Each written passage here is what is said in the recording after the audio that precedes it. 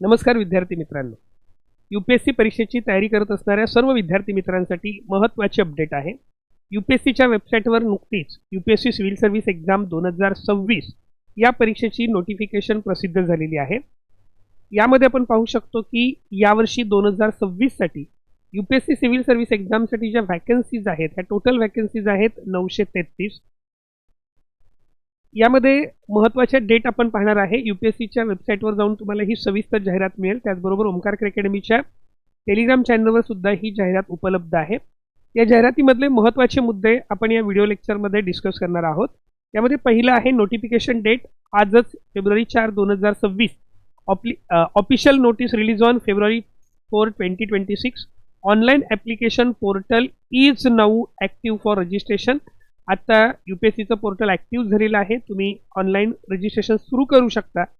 Online रजिस्ट्रेशनसाठी जी closing date आहे, application close on February 24, 26 at 6 PM।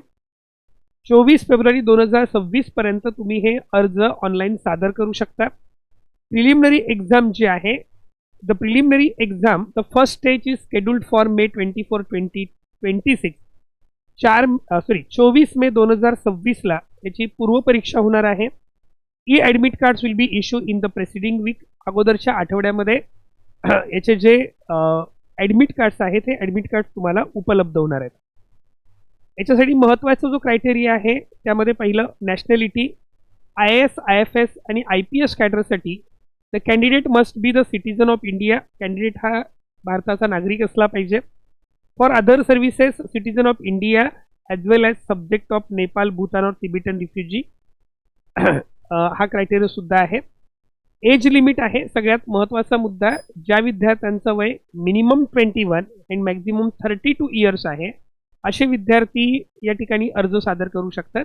यामध्ये category wise relaxation आहे, म्हणजे उदाहरणार्थ ओबीसी कॅन्डिडेटसाठी 3 इयर्स रिलॅक्सेशन असेल, SC ST कॅन्डिडेटसाठी 5 इयर्स रिलॅक्सेशन असेल। म्हणजे 32 इयर्स अप्पर एज लिमिट हे ओपन कॅटेगरीसाठी आहे। ओबीसी कॅटेगरीसाठी 35 हे अप्पर एज लिमिट आहे आणि SC ST कॅटेगरीसाठी जे एज लिमिट आहे हे 37 असणार आहे। याच्यामध्ये महत्त्वाचा मुद्दा आहे यूपीएससी सिव्हिल सर्व्हिस एक्झाम बद्दल, तो म्हणजे अटेम्प्ट्स। यूपीएससीची तयारी करणाऱ्या जनरल कॅटेगरीतल्या आणि EWS कॅटेगरीचे जे विद्यार्थी आहेत यांना 6 अटेम्प्ट्स असणार आहेत। त्याच्यानंतर ओबीसी कॅटेगरीसाठी टोटल 9 अटेम्प्ट्स असणार आहेत। त्याचबरोबर physically backward general OBC 9 attempts असणार आहेत आणि SC ST कॅन्डिडेटसाठी मात्र अनलिमिटेड अटेम्प्ट्स आहेत। तर ही अटेम्प्ट्सची बाबसुद्धा विद्यार्थ्यांनी लक्षात घ्यावयाची आहे। जे विद्यार्थी नव्याने परीक्षा देणार आहेत त्यांच्या बाबतीत ह्या गोष्टी थोड्या माहिती असणं गरजेचं आहे की यूपीएससी सिव्हिल सर्व्हिस एक्झामसाठी जी एज लिमिट आहे ही 21 to 32 आहे। ओबीसीसाठी 3 इयर्स रिलॅक्सेशन असेल, SC ST साठी 5 इयर्स रिलॅक्सेशन असेल आणि अटेम्प्ट्सची जी संख्या आहे तीही लक्षात घेऊन आपल्या अभ्यासाचं नियोजन करावं लागतं। ओपन कॅटेगरीसाठी म्हणजे जनरल कॅटेगरीसाठी आणि EWS साठी जे अटेम्प्ट्स आहेत हे 6 अटेम्प्ट्स आहेत। त्याच्यानंतर ओबीसी कॅटेगरीसाठी 9 अटेम्प्ट्स, फिजिकली बॅकवर्ड जे स्टुडंट्स आहेत 9 अटेम्प्ट्स आणि SC ST साठी अनलिमिटेड अटेम्प्ट्स आहेत। याच्यामध्ये ही जी एक्झाम आहे ही एक्झाम एकूण 3 टप्प्यामध्ये होते। यूपीएससी सिव्हिल सर्व्हिस एक्झाम जी आहे ह्याचे 3 मुख्य टप्पे आहेत। यामध्ये पहिली प्री एक्झाम आहे की जी 24 जून 2024 या दिवशी आहे। प्री एक्झाम जी आहे ही टोटल 200 मार्क्सची असते। प्री एक्झाममध्ये तुम्हाला एकूण 2 पेपर आहेत, एक GS जनरल स्टडीज आणि second paper CSAT civil services aptitude test. GS पेपरमध्ये 100 मार्क्स असतात। 100 marks each question carries 2 marks, means total 200 मार्क्सचा हा क्वेश्चन पेपर असतो। 2 hours वेळ असतो। पूर्ण क्वेश्चन पेपर हा MCQ टाईप असतो। सेकंड पेपर जो आहे CSAT साठी सुद्धा 200 मार्क्सचा हा पेपर असतो। दोनही पेपर्सना निगेटिव्ह मार्किंग सिस्टम आहे।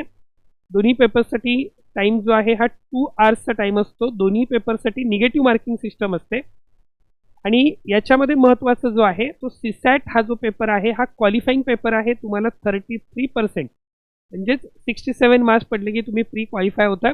33.33% हे क्वालिफाईंग क्रायटेरिया आहे। म्हणजे थोडक्यात 33% मार्क्स तुम्हाला पडले पाहिजेत तर तुम्ही प्री क्वालिफाय होता। पण तुमचं जे प्रीचं मेरिट आहे हे प्रीचं मेरिट डिसाईड करण्यासाठी तुम्हाला GS चे जे 200 मार्क्स आहेत त्या मार्क्सवर तुमचं प्रीचं मेरिट लागत असतं.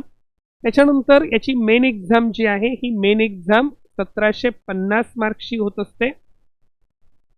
याच्याबद्दल आपण या 1750 मार्क्समध्ये दोन अर्थात त्याच्यामध्ये मेन एक्झामला तसं म्हटलं तर 3 टाईपचे पेपर असतात.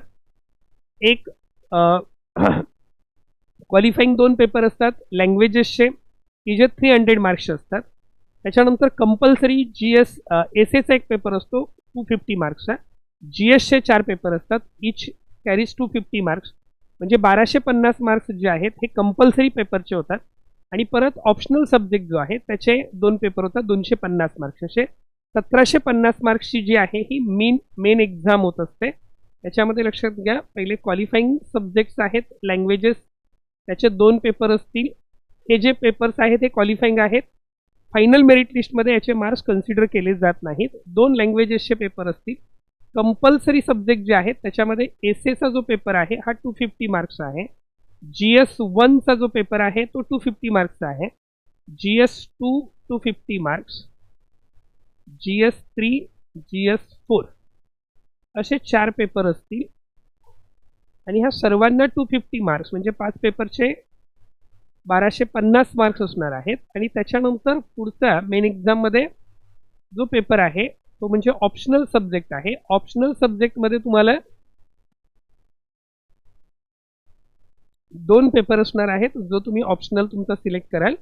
या ऑप्शनल सब्जेक्टमध्ये तुम्हाला 2 पेपर असणार आहेत आणि ह्या प्रत्येकाला 250 मार्क्स असे 1750 मार्क्सची तुमची मेन एक्झाम होते. आणि त्यानंतर 275 मार्क्सचा जो आहे हा तुमचा इंटरव्ह्यू असणार आहे. अशा पद्धतीने 2025 हे 1750 अधिक 275 असे 2025 मार्क्समधून तुमचं फायनल मेरिट लागणार आहे.